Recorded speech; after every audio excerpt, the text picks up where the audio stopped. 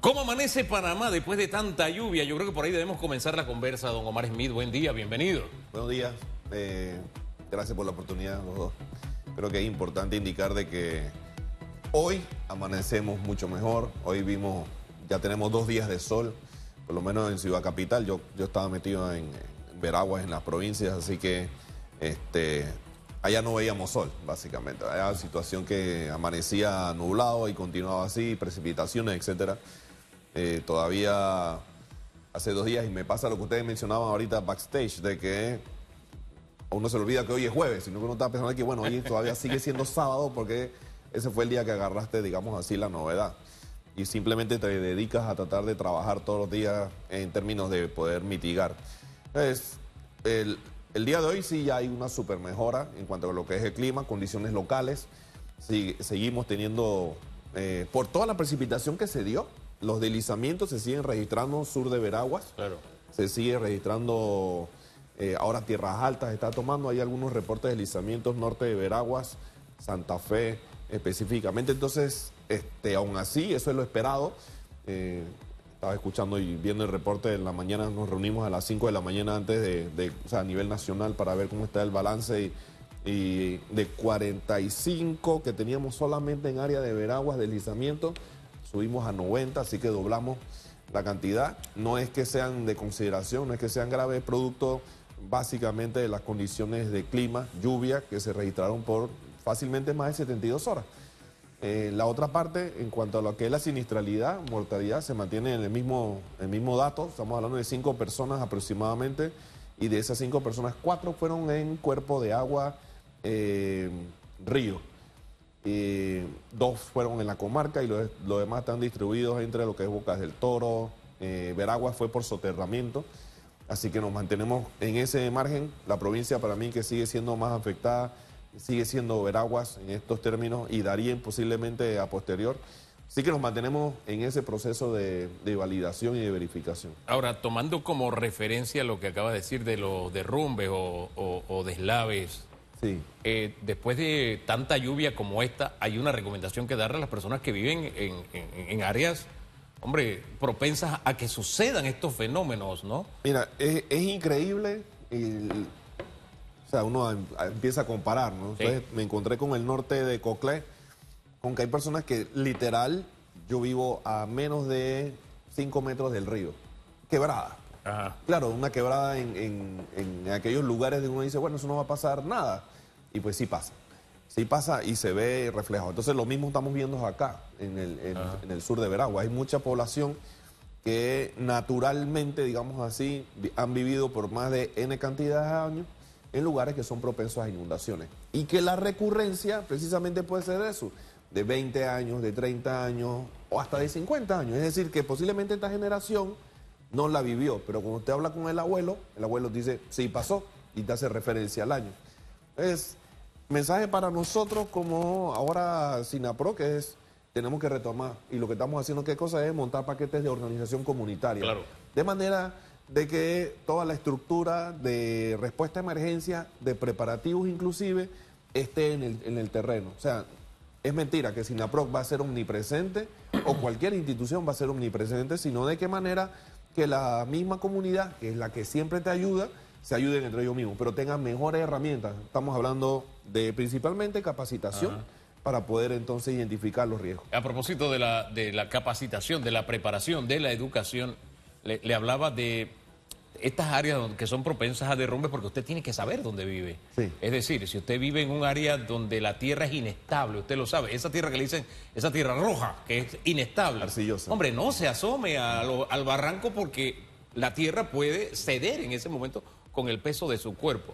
A eso me refiero, a esos pequeños detallitos que forman parte de la vida diaria y donde no puede estar un socorrista de que, hey, cuidado, no te asomes ahí, hey, cuidado que no vayas por este lado, no cojas por allá. No, uno es el que tiene que tomar la medida, la acción. Totalmente. Entonces la idea es precisamente brindarle ese entrenamiento, esa capacitación a las personas, no solamente en términos de inundaciones, sino por supuesto que es deslizamiento, que es un evento altamente violento, libera mucha energía rápidamente. Entonces, por ejemplo, básico, si usted ve que el terreno se está desplazando, usted no tiene que hacer nada. Y pasa mucho en los cuerpos en las carreteras.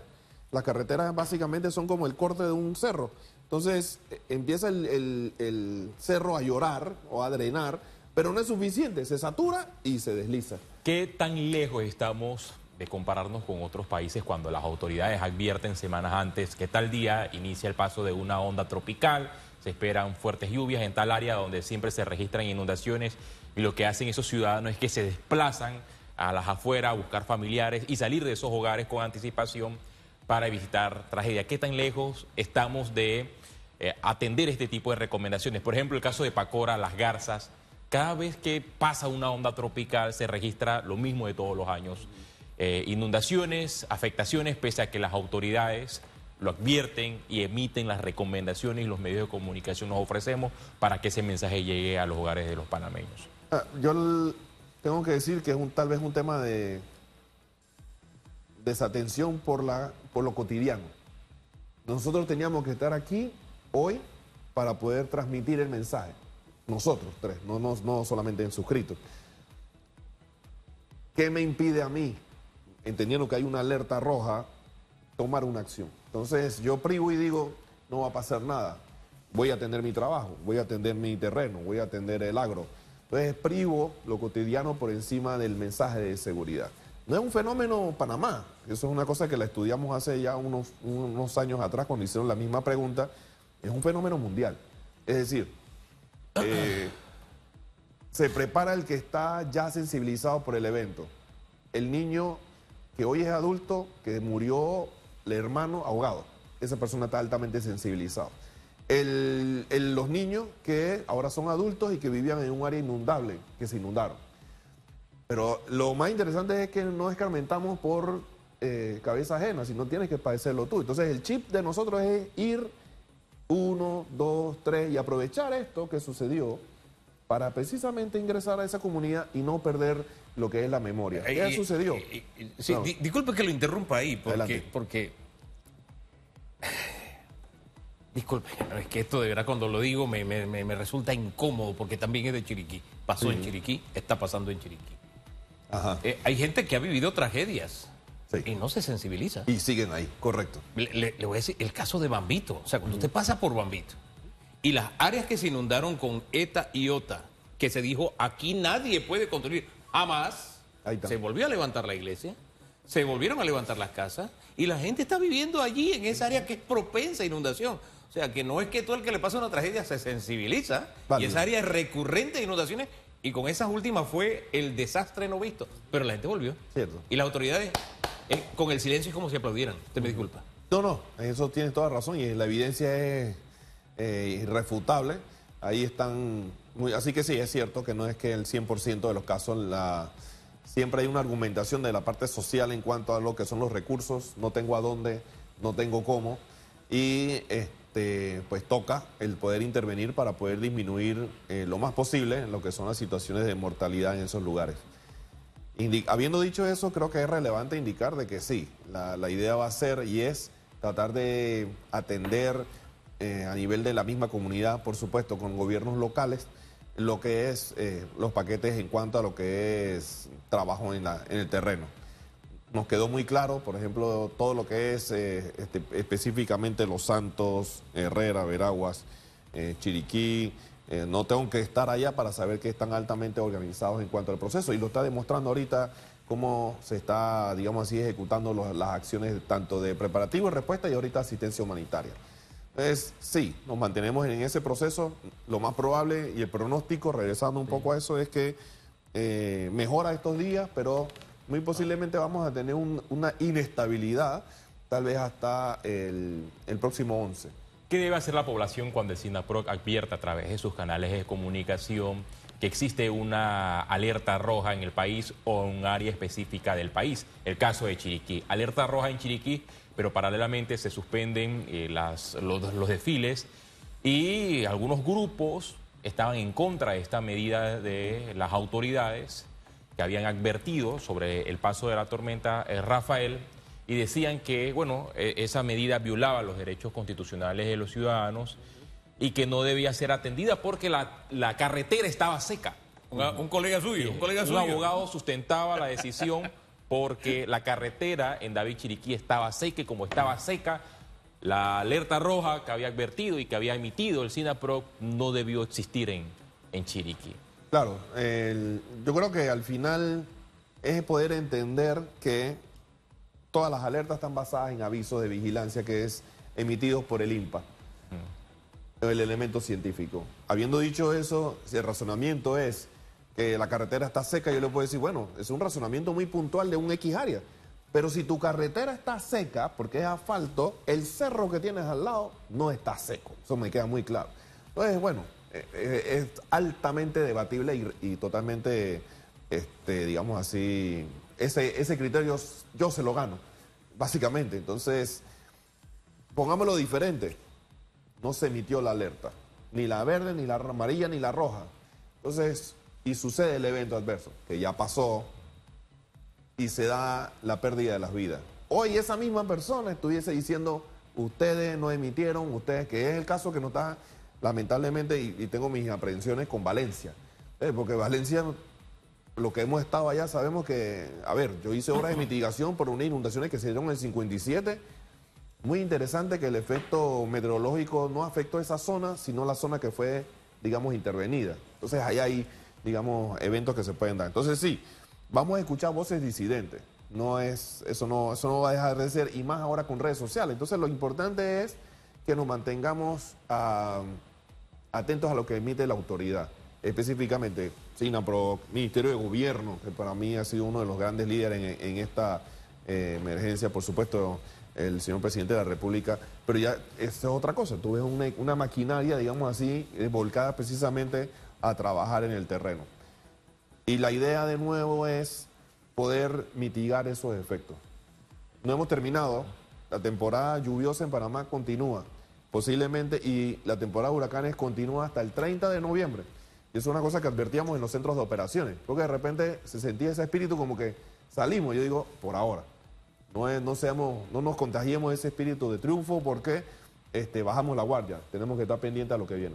Es dinámico y más en un país donde vemos aquí en Panamá, por ejemplo. En Parque Lefebvre llueve y en Pueblo Nuevo hace un solazo. O sea, es una locura. Es que yo te digo que para mí es interesantísimo y a mí me encanta mi país por eso. Tú llueve, te lo pongo allá, llueve en Divisa, pero no llueve en Chitré. Llueve en Chitré y no llueve en el llano. O sea, llueve en Tonosí, se inundó, y no, la villa no. O las dos cuencas fueron inundadas. La verdad que es un súper interesante. Una vez escuché a un meteorólogo que me decía, para él era más fácil pronosticar en Miami que en Panamá. Y yo le decía, no entiendo eso. Sí, porque es fácil, dice, yo tengo aquí todo, pero ustedes están como como es el tipo, la geografía nacional, la costada, de alguna manera no te permite ser tan asertivo en los procesos de pronóstico. Entonces, bueno, ya uno tiene un montón de años aquí viendo el tema, dándole seguimiento, así que tampoco es que siento dueño de la puntualidad en cuanto a eso, pero uno trata de mejor interpretar las cosas. Yo no sé si Vietnam, qué tanto se parece el clima a Panamá, pero a mí me impresionó fue ver en la película Forrest Gump, cuando él iba en la selva y de pronto le caía la lluvia, o sea, había sol y de pronto le caía la lluvia, ¿no? Y yo me acordé de Panamá, sí, ¿no? Pero no solamente eso, sino que él decía que la lluvia caía de arriba, caía de frente y a veces caía de espalda, ¿no? Y es así, o sea, esa lluvia que cuerea, le decimos nosotros en el interior. Bueno, así es nuestro clima. Sin embargo, teniendo todo ese conocimiento, yo apunto a lo que decía hace un rato Félix, el tema de la cultura, ¿Por qué? Hombre, porque me citaba Ajax Moscote me citaba lo que pasó con Otto. Sí. Y ayer lo narraba aquí, que se dio la alerta y al final tuvimos 8 víctimas fatales. De esas 8, 5 personas así es. Asumieron actitudes temerarias, es decir, yo sé que viene el desastre, pero yo voy porque yo veo que hay sol o porque hay brisita, no está el viento que me dieron, es una brisita y de pronto vino el viento y al final se dio la tragedia. Y estamos hablando de Otto, que eso creo fue en el 15, 16, por allá. Entonces, ¿qué tanto hemos crecido en esa cultura de la prevención en Panamá? Yo me remito a la evidencia. O sea, por lo menos las alertas se emitieron oportunamente y, ojo, este es un análisis muy subjetivo porque trato de basar todo en evidencia científica. Ajá. y tal vez tomo como referencia la mortalidad. La mortalidad que se registró, de alguna manera sí tiene que ver o está relacionada con temas de actitudes temerarias. No obstante, también tengo que decir que no fueron 14, no fueron 20. La cantidad, cuando uno revisaba los milímetros de agua caídos, de acuerdo con las estaciones meteorológicas que tiene el INPA en el sur de Veraguas, y viendo las imágenes, el caudal de agua que se manifestó fue impresionante, en términos de que hubiésemos contado fácilmente, no una creciente, sino una cabeza de agua que hubiese arrastrado, por decir algún pueblo. Estamos hablando de mucho más de 20 personas en siniestralidad. Eso, y lo otro de que, como de alguna manera había información que se estaba registrando previamente y se estaba informando en los diferentes centros, mal que bien le pudo haber llegado a esos poblados tan lejos, que para nosotros es un desafío. ¿Cómo hago yo para que esa alerta le llegue allá? Asumimos que les llegó porque muchas personas nos manifestaron que estaban, claro, entre comillas, previstos, pero sí, siento que ha habido una mejora, no obstante, no es 100%. Y no es 100% por varios factores. No es 100% porque de repente no llega, porque es un área de difícil acceso. O yo tengo que cruzarle el río de todas maneras porque tengo un siembro que tengo que realizar. Pero bueno, esos escenarios son los que tenemos que ver cómo, digamos así, los intervenimos. La idea o el desafío para el SINAPROC o para Protección Civil es poder que esa información le llegue a ellos. ¿Qué estamos haciendo desde ayer? Empezamos a levantar todo lo que son, no solamente lecciones aprendidas, sino proyectos de una vez para poder intervenir en las comunidades que ya fueron afectadas. Ahora, en esta ocasión hubo un elemento adicional, ¿no? Es que eran fiestas patrias. Y eso es, wow, fiestas patrias, olvídese, la gente, una gran cantidad de panameños quiere ir a celebrar sus fiestas patrias. Sí. Y principalmente esta queja la oí de colonenses diciendo, nos engañaron. Y habían algunos comentarios que no voy a repetir, pero el más repetido era ese, ¿no? Y yo solamente pensaba, ¿y qué interés tendrán en engañarlos para que no haya desfile? Pero era lo que yo pensaba, pero uno tiene que entenderlo dentro de la emoción, de la cultura, de este es mi día, este es el día que yo voy a celebrar. Había gente que hacía su billetito, en fin, había un montón de cosas de por medio. Este argumento de me engañaron con un pronóstico porque salió el sol y realmente no cayó lo que me dijeron que iba a caer. Correcto. ¿Qué le diría a usted después, ahora ya calmado los ánimos, con más tranquilidad, qué les diría a usted a esos que se sintieron engañados por parte de las autoridades? Que la decisión fue basada en información científica y el pronóstico es un pronóstico en términos de probabilidad. La probabilidad puede ser que no fue oportuna, digamos así, no obstante la decisión en cuanto a la suspensión, todavía hoy yo puedo decir que se valida porque, y lo veíamos, ¿qué sucede entonces si el pronóstico cumple a su 100% y la población tal vez no iba a ser afectada ahí, pero estamos hablando de la población que se mueve de los diferentes puntos hacia ese lugar? Entonces esa población era la que iba a estar en riesgo. Gracias a Dios, hoy no tenemos fatalidades ni ningún tipo de siniestrado en área de Colón. O sea, si con los datos que se tenía el día previo, el día 4, usted tuviera que decretar la alerta, ¿la volvería a decretar? Declarar, sí, se declara. Claro, ¿por qué? Porque el pronóstico era de fuertes precipitaciones en la zona. Ah, que no se dio que sí, pues sí, pero ¿y si se toma la decisión diferente y no sé, lo que estamos hablando, el escenario que hablábamos ahorita, y se da el siniestro, esas mismas voces disidentes hubiesen estado diciendo ustedes no emitieron o no tomaron la acción propia? Yo tengo que decir que estoy bien vinculado con Colón y una de las cosas que a nosotros altamente nos preocupa es la seguridad de todas las personas. O sea, y digo esto en el sentido de que yo soy docente y de alguna manera también estoy involucrado en mis tareas de docencia en Colón, y esto, yo digo, no puede ser que alguno de los compañeros colaboradores, ya sea profesores o ya sea estudiantes, sea afectado producto de este evento. Y se analizó en términos nuevamente científicos, entendiendo de que sí, iba a haber una afectación, entendiendo que sí, posiblemente un malestar, pero la idea era preservar el bien supremo, que en este caso es la vida. Director, a nivel nacional, en los últimos días, SINAPROC ha tenido una tarea titánica por lo que ha sucedido con esta tormenta, pero pese a esta responsabilidad, ahora tienen más responsabilidad. Sí. Y que se la dio el presidente de la República, José Raúl Mulino, en vista de un enfrentamiento verbal entre autoridades, el representante por los lados de Pacora, Las Garzas y diputados de la Asamblea Nacional sobre quién debía distribuir la ayuda humanitaria.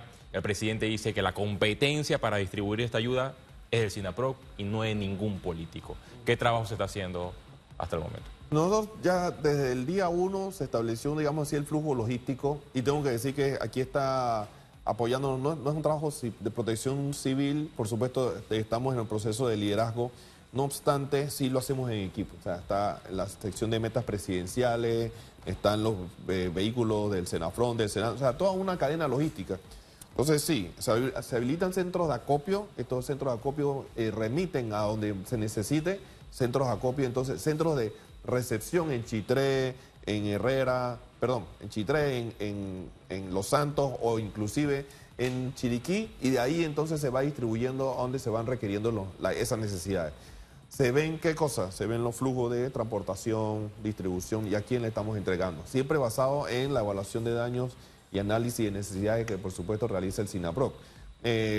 Lo que se está, o digamos así, lo que se impulsó todavía más con la medida que da el señor presidente es el de asegurar de que fuese el naranja que estuviese, digamos así, en las labores de distribución. Y de hecho, usted puede ver de que en muchas de las acciones, usted va a ver sí, hay alguien con el gobernador, digamos así, pero está el personal de SINAPROC definitivamente participando en las acciones de distribución. Es que aquí es zapatero a tu zapato. Aquí yo siento que la medida es retornarle a SINAPROC algo que naturalmente le había tocado a SINAPROC antes, que es algo que se había desnaturalizado. Porque una cosa es el trabajo en equipo y otra cosa es cuando hay muchas manos en un plato. Como decía mi abuela, totalmente. Muchas manos en un plato solo sirven de arrebato. Sí. Y yo recuerdo muy bien que antes, si bien es cierto, se trabajaba en equipo, el que llevaba la voz cantante, porque es el que está preparado para eso, y la ley lo instruye de esa manera, pero insisto, se había desnaturalizado, era SINAPROC. Sí. Entonces, de pronto llegaba un representante, no es que yo quiero recoger, recogía y comenzaba a repartir. Y qué sé yo, eso antes no pasaba así, pero se desnaturalizó. Así que insisto, siento que es un SINAPROC regresa a lo que la ley te instruye y a lo que originalmente te tocaba hacer. Y me parece que es lo sano. No así sé, es. No, tal cual, tal cual. Una de las cosas que ya lo estábamos haciendo, y bueno, cuando recibimos la instrucción, digo, cúmplase, o sea, lo estamos haciendo básicamente de una manera todavía más, sirvió como un espaldarazo a todos los que son los compañeros en el terreno para poder hacerlo en específico. Así que, la tarea continúa, la tarea se sigue desarrollando y la idea de nuevo es poder ser más asertivo. Quien necesite que reciba el suministro básico para que pueda seguir. Y que la mano política no esté allí metida, ¿no? Porque definitivamente. Eso de verdad, eso contamina. Con todo el respeto a los políticos, yo los respeto mucho. Hay buenos políticos, hay otros que no son tan buenos, pero no importa. El elemento político, usted lo mete en los deportes y mire lo que nos pasa un poco en las ligas de béisbol, precisamente por el tema donde están los políticos. Y se meten como la humedad. Y en un momento de crisis, de verdad, la política no debe estar cantando ninguna nota allí. Totalmente. Me parece, ¿no? Y se evita con medidas como esta. Así que no. Primero que todo, 100% de acuerdo en lo planteado. La idea es y va a ser el poder seguir impulsando este mecanismo, lecciones aprendidas, poder desarrollar talleres a nivel de todos los componentes. Ahora sí estamos pendientes, y no digo nosotros, sino el resto, a lo que se está sucediendo, pero no seamos inocentes. Este interés se desvanece la próxima semana, porque ya empezamos a entrar a lo cotidiano. Así que nosotros sí estamos...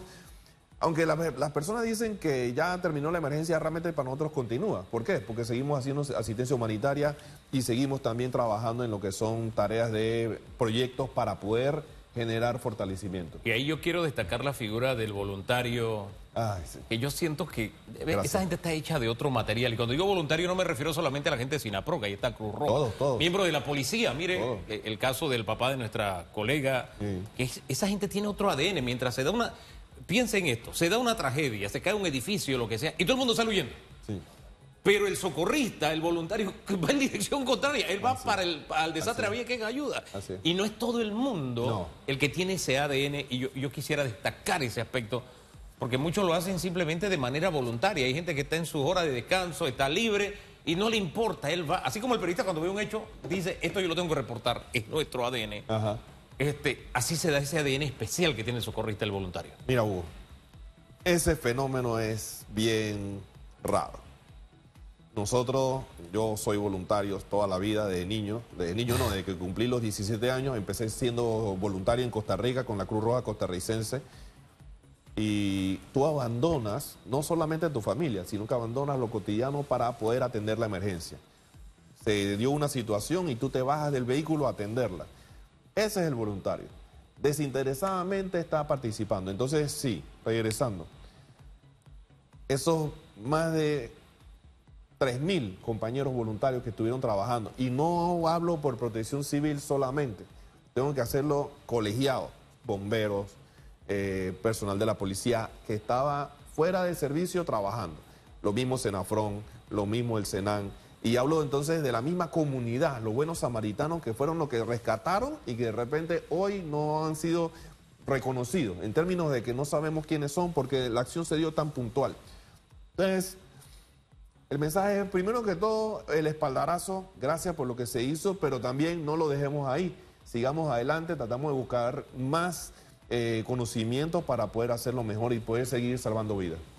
Director, gracias por mantenernos al tanto de lo que ha ocurrido en los últimos días, pero me gustaría también abordar el tema de las escuelas. Ya la ministra habilitó que las aulas regresan a clases, pero ¿cuántas escuelas tuvo que usar el Ministerio de Gobierno, el SINAPROP, para desplazar a las familias afectadas y si esas escuelas todavía están atendiendo a estas familias? Bien, son más de 10 escuelas las que en su momento dado se habilitaron para esos efectos. Ahorita tenemos, yo creo que son 7 colegios que están, entre comillas, siendo albergues temporales. Y la idea es de que estas personas vayan rápidamente saliendo. Entonces, la coordinación sigue activa con el MIBIOT para efectos de poder garantizar, digamos, que estos albergues sean cerrados lo más pronto posible y de acuerdo con lo que es la circunstancia. No son las mismas. En Panamá este fue un tema de inundaciones, en el sur fue un tema de deslizamiento, entonces de repente es más fácil desmovilizar los que han sido por inundaciones porque ya el agua bajó, pero el que es por deslizamiento posiblemente todavía no. Se estén registrando precipitaciones en el sur. Entonces que la idea es poder ver si en los próximos 5 o 7 días ya ir, digamos, cerrando eso. Creo que es importante y el Ministerio de Educación lo mejor informará. Reportaron alrededor de 9 escuelas que estuvieron afectadas por temas de filtraciones. Estoy seguro que hay que hacer un análisis a posteriori, precisamente porque la escuela fue utilizada como albergue y eso también genera un nivel de afectación dentro de la estructura. Es decir, escuelas que no necesariamente estaban 100% con todas las condiciones para albergar a los ciudadanos. Hay un principio organizacional en términos de manejo de desastre de que no debemos utilizar las escuelas para efectos de albergue. Frente a la ausencia de la estructura, entonces se utiliza eso. Y esto se dice principalmente por, usted escucha a la ministra Molinarias, todo el equipo de trabajo en Meduca preocupado por el tema de continuidad y seguridad de personal y personal docente y los que son los estudiantes. Pero ahí detrás de eso también está presente siempre el tema de que tengo que seguir educando, tengo que seguir desarrollando.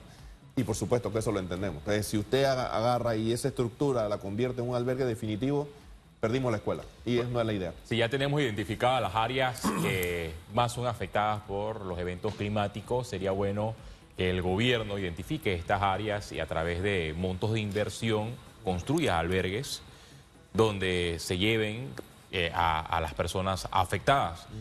Un albergue que quizás sí, es verdad, no se va a usar todo el año, pero es mejor tenerlo a que después trasladar a esa familia a un centro educativo que también se encuentra en malas condiciones. Bueno, de hecho, la idea de lo que te hablaba del término de los proyectos para fortalecer va hacia allá. Poder tener en esas áreas que ya se inundaron, que ya están identificadas, estructuras que le permitan, casas comunales, etcétera, donde las personas, digamos así, puedan abocarse, y no solamente que sea la escuela. Debemos estar preparados siempre para la situación. Yo quería ir a Chiriquí para esta fecha. Bueno, pero sí. Podemos ir al sur de Veragua, eso no hay ningún problema. Yo quería pasarla en familia, disfrutar de estas fiestas, porque estoy de vacaciones, pero solamente vengo a presentar. Ajá. Y vi lo de la alerta roja y sentí temor. Yo dije, ¿para qué me voy a trasladar a Chiriquí viendo todas estas noticias de inundaciones? Se me queda el auto varado, después me pasa algo. Bueno, y en el área de Puerto Armuelles, donde siempre a veces se registran inundaciones. Entonces me quedé mejor quieto. Ajá. Pero habían otros que ¿Qué va? La alerta roja es como cuando vemos la alerta roja en el semáforo o la luz roja en el semáforo. De amarillo para rojo. Sí, de Vamos a amarillo darle para rojo. pasar. No. Pise el acelerador hay que que viene acelerar la más. roja. Sí, no. Yo creo que ahí sí. Pensábamos que íbamos a tener inundaciones en las fincas, ahí en Puerto Armuelle. No pasó. Pero nosotros teníamos preparado ya la logística para eso, entonces no se dio. Una vez yo quedé atrapado. Sí. En Bueno, Puerto Armuelle y familiares dormían en el techo. Sí, correcto. Y yo dije, yo no creo que esto más me vuelva a pasar porque Bueno. no podía cruzar y dirigirme hacia la ciudad No, capital. y lo otro que recuerden que perdimos, se nos olvida, en el año 98 con el huracán Mitch perdimos la carretera de ese tramo que va de Vigui a David. O más antes, ¿no? Guabalá. Ahorita perdimos por deslizamiento. Después de toda esta lluvia, no perdimos. Fue temporalmente un deslizamiento. Si no se hubiesen hecho apropiadamente el diseño de esa carretera, la perdemos. Ese es el mensaje que nos deja el deslizamiento de ahí de Guabalá próximo. Bueno. Entonces, a lo que voy es de que sí es importante, sí hemos mejorado como país. No solamente, sino que nos toca pues seguir haciendo. ¿no? Sí, No sí. es una tarea sin fin. A propósito de enseñanzas, hay una gran enseñanza que nos deja la carretera Pixbay, que estaba destruida antes de la lluvia a propósito, y ahora con estos deslaves que se dieron, peor. Pero en fin, ojalá aprendamos. Vamos a la pausa, le reiteramos el agradecimiento y regresamos en breve. Tenemos que hablar del tema reformas a la ley de la Caja de Seguro Social. Prácticamente es una nueva ley la que está proponiendo el Ejecutivo. Hablemos un poco sobre este tema. En breve.